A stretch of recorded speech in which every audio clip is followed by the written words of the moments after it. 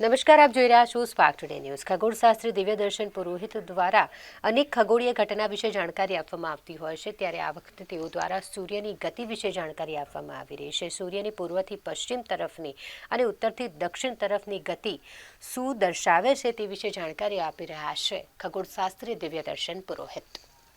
नमस्कार मित्रों, मैं दिव्यदर्शन पुरोहित गुरु दिव्यदर्शाला से बोल रहा हूँ।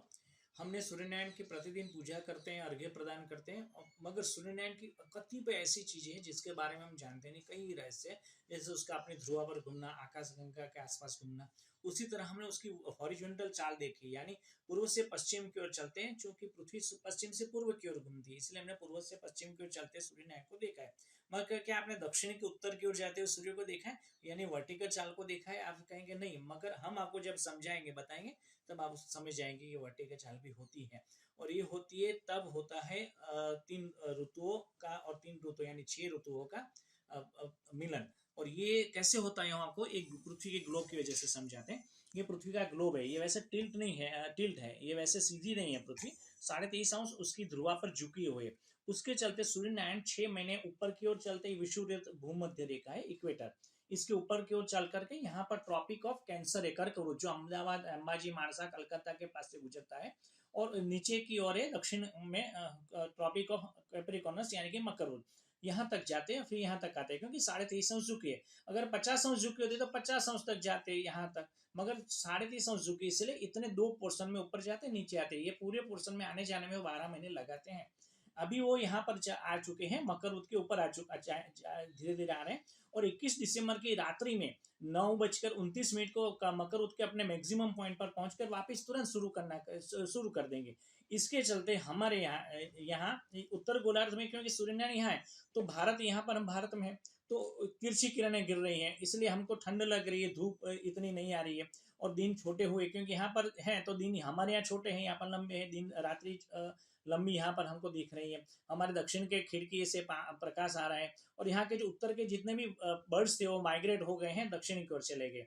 अब होगा कि धीरे धीरे ऊपर आना शुरू हो जाएंगे, तो उस दिन सबसे लंबी रात्रि हमारे यहाँ होगी, हमारे यानी भारत में, और सबसे छोटा दिन होगा। और जब ऊपर आना शुरू हो जाएंगे, धीरे धीरे ऊपर चलेंगे, तब धीरे धीरे ऊपर क्यों आना शुरू होंगे, तब हमारे यहाँ दिन लंबे, 1-1 मिनट लंबे और 1-1 मिनट छोटी रात्रि होती हुई चली जाएगी। और उसके साथ में उत्तर की जितनी खिड़की, बारी, दरवाजे, वहां से प्रकाश आना शुरू हो जाएगा। इसके अलावा मित्रों होगा क्या कि जो दक्षिण में बर्ड चले गए तो माइग्रेट होना वापस उत्तर की ओर शुरू कर देंगे। उसके अलावा पृथ्वी की ये जो टिल्ट है वो उसको हम बच्चों को हम समझा पाएंगे, उत्तरायण दक्षिणायन की चाल समझा पाएंगे, सूर्य की हॉरिजॉन्टल चाल के साथ में वर्टिकल चाल, मौसम भी समझा पाएंगे, और ये 3 ऋतु, ऊपर वाली 3 ऋतु, नीचे वाली 3 ऋतु कैसे होती है समझा पाएंगे। फिर आपके मन में एक क्वेश्चन भी होगा कि अभी दक्षिण की ओर से ऊपर आना शुरू हो जाएंगे, तब भी हमारे यहाँ ठंड क्यों गिरती है? तो क्योंकि अभी सूर्य तो अभी दक्षिण में ही है, उसने उत्तरायण शुरू कर दिया है, मगर अभी धीरे धीरे आना यहाँ तक आएगा, तब तक ठंड रहेगी हमारे यहाँ। तो ये जब क्रॉस कर देगा तब फिर गर्मी एकदम आना शुरू हो जाएंगे, और गर्मी की मौसम आ जाएगी। मतलब अभी हमारे यहाँ ठंड गिरना अभी भी बाकी रहेगी, अभी आने वाले 15-20 दिन, महीने तक अभी और ठंड रहेगी, फिर वसंत ऋतु का आगमन होगा, फिर धीरे धीरे जाकर के गर्मी शुरू हो जाएंगी मित्रों। तो उसको उत्तरायण बोलते हैं। तो गुजरात में उत्तरायण का 14 जनवरी को मनाते हैं। वास्तव में उत्तरायण 14 जनवरी को नहीं होती, ना मकर संक्रांति होती है, उस दिन कुछ भी नहीं होता।